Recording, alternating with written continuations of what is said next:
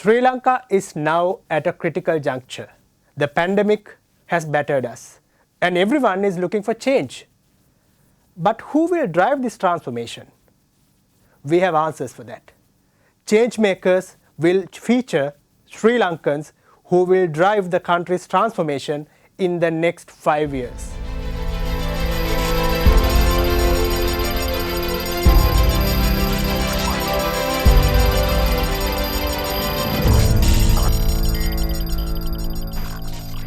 Changemakers is a series that will feature Sri Lankans who will drive transformation in this country in the next 5 years.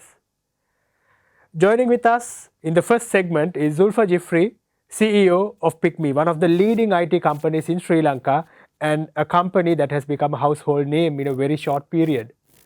Thank you very much, Zulfer, for joining. As you know, Sri Lankans are talking about change and everyone wants things to change. Do you think Sri Lanka can really transform itself in another 5 years? Is it a reality, or are we just looking at a dream? Yeah, I think we can, right? I think it's the will that is required to make that change. Now, if you ask me what are the drivers, right? So we have some great resources, right? Of course, we are proud of our country in terms of the natural resources. It's a great attraction for tourism. We have a great production of tea. We have garments that are doing well, or apparels, if I may put it that way. And then, of course, we have technology, right? And if you looked at some of these industries, what makes it tick is the people, right?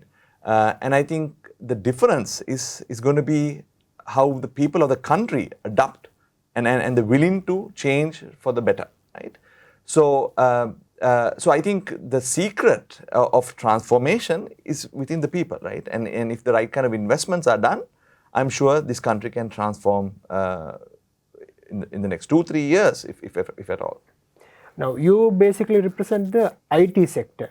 And where do you see the IT sector is moving? For instance, now you talked about tourism. Tourism is affected by the pandemic. You talk about the garment factories, and it is affected by issues like GST plus, tax concessions and things like that, which are external reasons.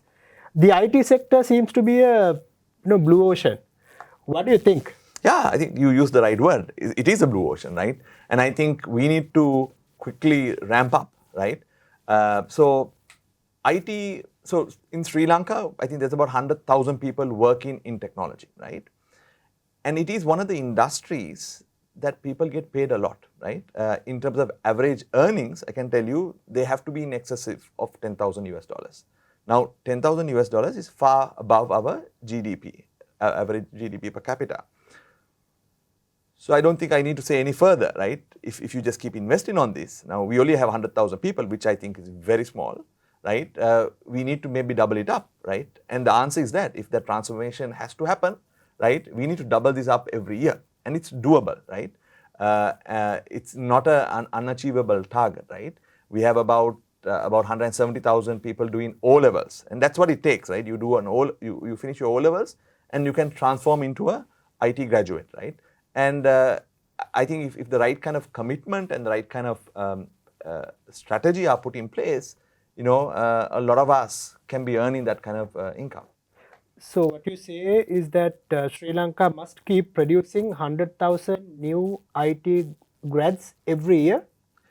More the merrier. More the merrier. It's one of those professions, right? Now with the pandemic, with everyone going digital, the demand for IT personnel, computer engineers, product engineers, right? I mean, there's a vast area, right? It doesn't mean you need to code, right?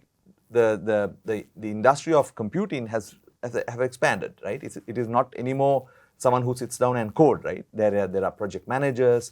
There are so many different professions that have come in. In the last 5 years, I can name so many professions, right? You have the UX engineer, you have the UI engineers.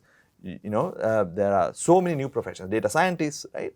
So I think it's a very broad area, and all these professions are creates a lot of jobs, right? And if as a country, if we can create more people, right, into this industry, if you train them to this industry, they will all find jobs, right? And the demand world over after the pandemic, I think has tripled, right? because everyone is now looking at it, right? So I think we would miss an opportunity, right, if we can't get more of our people to get into this industry, right? Now we've heard of a lot of university students not having jobs, right? I think the trick is how do we convert these people into the IT industry, right? The more that comes in, the better it is for the country, right? You will find entrepreneurship growing, right? You will find innovation taking place, right? And overall, the country benefits, the people benefit, right? And I think I mean, my opinion, I could be biased because I'm coming from the industry, but I'm happy to sort of discuss that with anyone else. But I think that's the formula, right? It's a very simple thing. So if someone is watching this program and wondering what to do, with their life, Yeah. maybe after A-levels, what you suggest is that better to follow, your path, study IT, and then the employment is guaranteed. That's what you say. You're heading one of the major tech companies in Sri Lanka. Yeah, I think so, right? A lot of, I can tell you there's a huge demand for tech workers, right? I mean, if you just apply, you will get an interview, right? So that's the opportunity, right? So I think the opportunity for growth, right, is far bigger, right? I can tell you a salary scale of someone who just get into IT is far bigger than someone who just starting off a career in a career like even journalism, right, can surpass that, right? And the increments are far bigger than any other industry. Now, Zulfer, this leads to another interesting question. Are the Sri Lankan IT graduates good enough to meet the demands of the job market? What do you think, or is there room for improvement? Yeah, so I think the answer is yes, right? Our people are well educated, right? I think that's the asset of our country, right? We have a literacy rate of 90%, right? And I think the foundation is laid, right? So I think any profession people go in this country have done well, right? And we all know it, right? There are people doing well outside Sri Lanka. There are people doing well in Sri Lanka, right? So I think the answer is yes. But the second question, can we improve? I think we should always improve.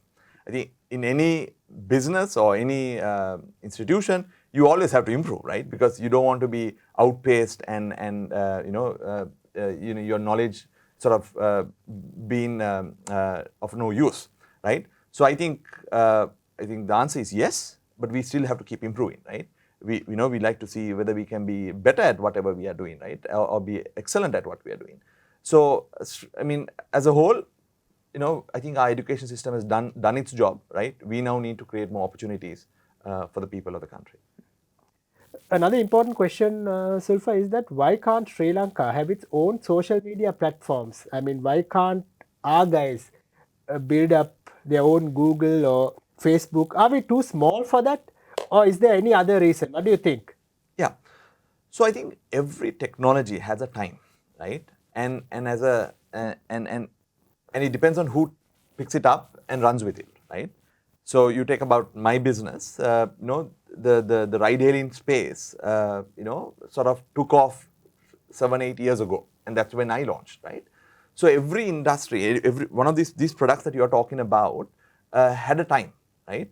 Now, if you ask me, can we build a social media today? Maybe not the way some of these products have come in, right? Maybe it's a new kind of social media that we have to build today, right? Can we build a ride-hailing today? Maybe not. It's too late because there's a lot of investments that have already gone in. For example, we've made a lot of investments, right? So it's very difficult to now break in, right? But you have to catch the future, right? So when there's new things that are happening, we need to be able to get there. So the answer is yes. So, I mean, we've had some great companies, tech companies that came from Sri Lanka, right? And if you notice how they came at those phases, right? Right, when IT BPO was a big area, we had a company that took off in Sri Lanka, right? When enterprise software was big, we had a company that took off, right? So it's in that time phase, right? And obviously when ride-hailing sort of took off, we had PickMe taking off, right? But to be more further successful, remember we are a 20 million, 21 million population, right? Of course, we can serve the country, but we need to serve the outside, and I think we are capable of doing that, right? There's high quality labor in this country, and if you create the opportunity for them to be producing thing here, right, we can produce to the world, right? And that's where we need to get to, right? So I'm very passionate about technology, and I know a lot of people who are capable in this country to do it, right? Unfortunately, we are not creating the platform for them, right? We need better platforms that allows these companies to even look outside the country, right? Now there are so many things. So I can obviously point out so many issues in the local ecosystem that actually doesn't encourage that, right? But we are obviously trying to find ways of expanding overseas or trying to see whether we can serve the world from Sri Lanka. But what are those issues you talked about? So I think there's obviously the moving capital outside the country. There are constraints, right? There are issues pertaining to labor, right? I mean, yes, we have good labor here, but sometimes you need some expertise from overseas, right? Sometimes you need to employ them in the country, right? So there are challenges. I mean, I'm not saying you can't employ them. We can, but I know for a fact Singapore can employ them much faster than us, right? It's the value proposition, the value prop that we can give to an overseas employee to come and work in Sri Lanka, right? So those are some of the factors, right? And I think we need to look inward and understand, okay, what are the other things that we can improve to make sure that companies can also, from Sri Lanka, go and serve the world. A common concern a lot of Sri Lankan innovators have is that they think they are not in a position to compete with global giants, global tech giants. For instance, a guy who wants to sort of get into a social media venture in Sri Lanka may think Facebook or maybe Twitter, these big platforms have a great advantage. Do you see it as a real concern, or is there a way of circumventing that? Yeah. So I think the concern is real, right? This is my view. I think the policymakers don't believe in the people, right? When I say don't believe in the people, they don't believe that we can create, right? And I think that room has to be given, right? We have, we've done a lot of good things before, and I think they need to believe that we can do it, right? So we have a attitude here that a foreign company coming to the country is a good thing, right? I can understand if it's an FDA, a foreign direct investment, FDI rather, that is taking place. But most of these companies are not coming with FDI, right? So, if they're coming to create, I can understand. If they're coming to service the population, I think there's a question mark, right? We need to be creating in the country and not be consuming, right? So, and today technology is becoming a lot more easier, right? Today, we don't write code in C or C++ anymore, right? The evolution of computer programming have also changed, and a lot of people now can pick it up, right? So we can create, right? So if the opportunity is given, we can create, right? Of course, there's investments that will take place, right? There's a lot of human capital that has to be built in, right? There's a lot of domain skills that has to be built, right? So we have to be part of that, right? Today, Sri Lanka obviously boasts about our apparel sector because we build the domain. We have skill sets to do that, right? And that didn't, that had to take some time, right? And I think when an industry like technology, which I call the industry 4.0, is taking off, we need to be in the forefront of that, right? We need to be part of that, right? So I think necessary policy decisions have to be made. I mean, if you look around the world, these policy decisions are now being made in other countries, right? So we have to take those calls and decide what is important for us, right? And we need to take those. I mean, sometimes those decisions can be hard, but you have to believe in the people, right? You have to believe on the entrepreneurs in the country to be able to produce the products that the consumers of Sri Lanka would want, right? Can you give me some examples as to how other countries have, done this? Yeah. So to strike a balance between global players and local businesses. Yeah. So today, I can tell you that today I am disadvantaged to start a tech company in Sri Lanka, right? Right. I would rather be outside Sri Lanka, right? So that's a very fundamental problem, right? So that needs to be addressed, right? Today we have a problem of labor, right? If we want a data scientist to come and help us, we need to scratch our head to figure out, first find the person and find the person who wants to come to Sri Lanka, and then figure out what the visas we have to sort out, right? So those are the questions that we need to sort of this thing. Remember, we are competing with the world, right? We are not competing with us, right? So we need to understand what are other countries doing, right? Today, there are some countries, if you have the right profession, they will give you a visa within 24 hours, right? So we need to know those B's and C's and then figure out how we make this work for all of us. Now, another problem is that these global companies, they come and derive profits from Sri Lanka, right? If you look at Facebook, any other company, they make profits, but they don't go through a tax process. So how do we tax? Is it possible to tax them in the first place? Or do we have to just be blessed that they are here and to go with it without a problem? But what do you think? I think as a tax, the fundamentals of tax is if a company is taking advantage of the local resources, they are liable to pay taxes, and that's what government exists, right? So if you go in that fundamental, right, I think they ought to pay taxes, right? So I think the government needs to recognize that, and they have to draw that line, right? Today, countries around the world have figured this out, and they've worked out different strategies to tax these companies that sit outside, which we call non-domicile companies, right? So structures are there now today, right? Structures are there because countries have also lost out, and then they've built certain mechanisms to make sure that these companies who sit outside the country, outside the borders of a country, are also taxed, right? And obviously there's discussions happening around the world about this. So structures are in place, and I think the answer is yes, they have to be taxed and they have to take responsibility, right? Because these platforms are touching our lives, right? They touch our lives, right? Do you want something like that to stay outside the country, right? I think we've, if you looked at the evolution of industries, we've, as a country, we've done fairly well. But this next evolution that's going to happen, right? We need to think about how do you want to take control of that evolution. Now, PickMe started as a startup and became very successful. We see a lot of youngsters, they want to have their own startups, have their own companies and want to do their own businesses. They all have this aspiration.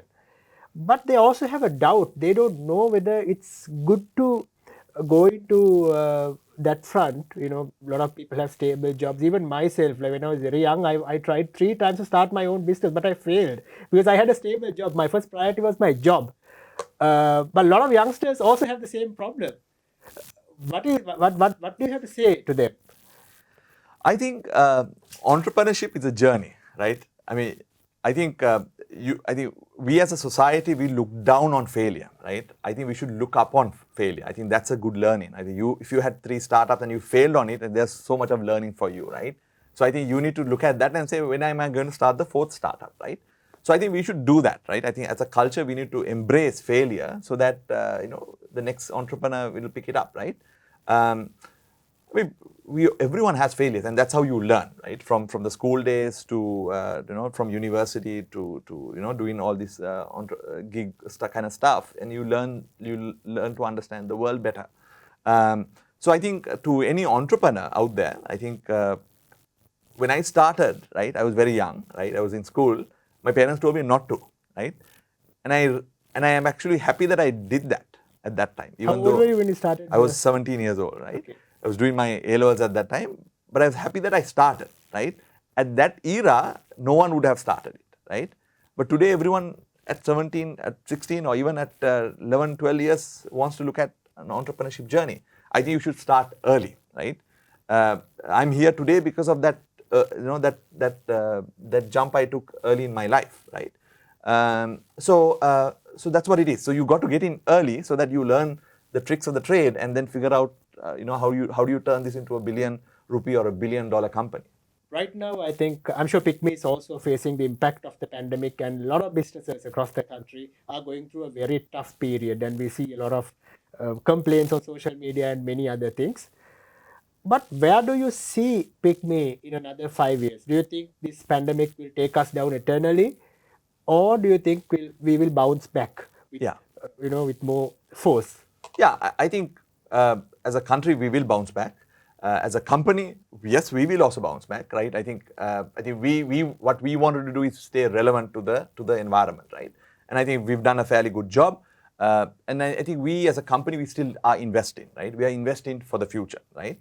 And I think we are we're innovating on new ideas, on new products, on new services to make sure that we can serve the population and the new population, right? Behaviors are changing today, right?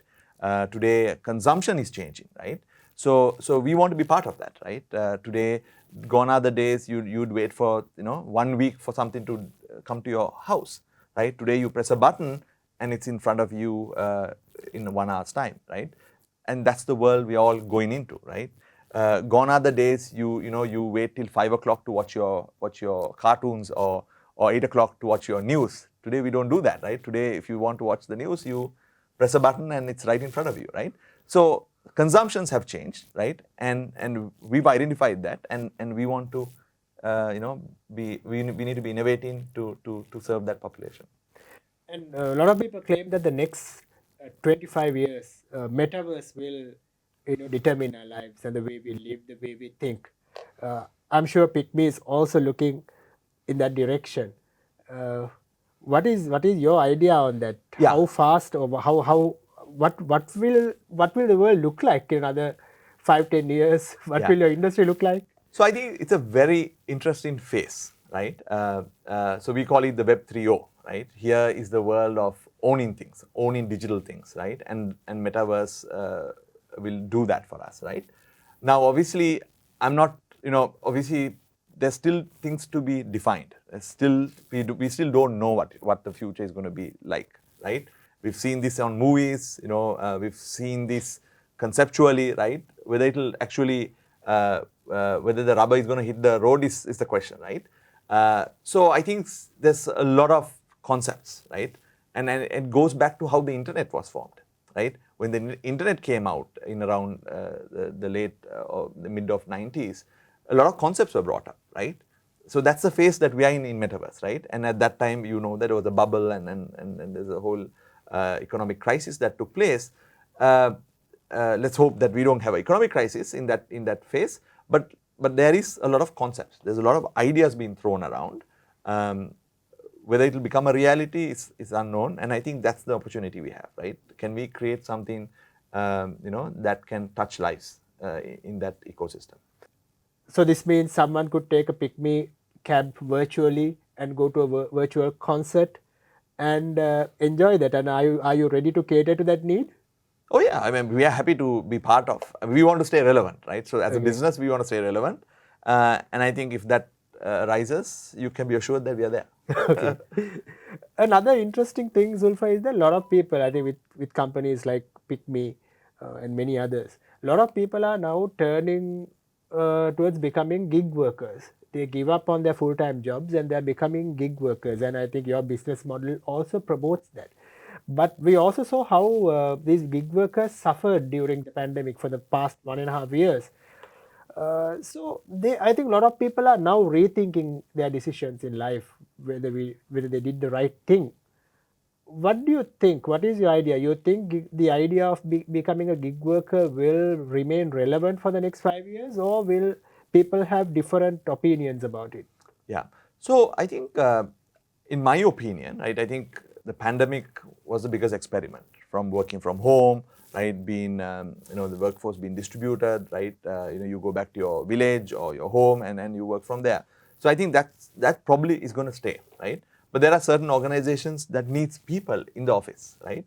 Needs physical people, right? I mean, see, remember, teamwork and all that comes into play, right? Remember, when we were in organizations, we talk about teamwork, we had to work together, right? So I don't think that will go away, right? But now the challenge is when people are at home, how do you build that teamwork, right? How do you make sure that human connection takes place? How can you look at in the face and say, you are doing a great job, right? So that's going to be the challenge, right? And that connection is going to be very important. So I think we are figuring this out. The world is figuring it out, right? And it'll be interesting how it works, right? I think I think people are very comfortable with working from home, right? And I think that's not going to go anywhere. But I think the world will become a lot more hybrid, right? Where people will work from home, and then perhaps maybe once a week or twice a week, or maybe 4 times a week, they'll just come to office, just meet the important people and go back again to their workspace. As the last question, I'm throwing a challenge at you. Suppose I give you everything you need to develop the IT sector Yeah. of Sri Lanka in terms of IT education and everything you need. How soon can you transform Sri Lanka's future through your industry? Yeah. Is it 2-3 years? Is it 5 years, 10 years? How much time do you need? Yeah, I think a 5-year span is enough, right? A definition of what transformation is, right? I think we are a small increase our market. GDP and make sure that we earn we make enough money to Yeah. create significant difference in the country. Yeah, so I think the answer is in the human resource, right?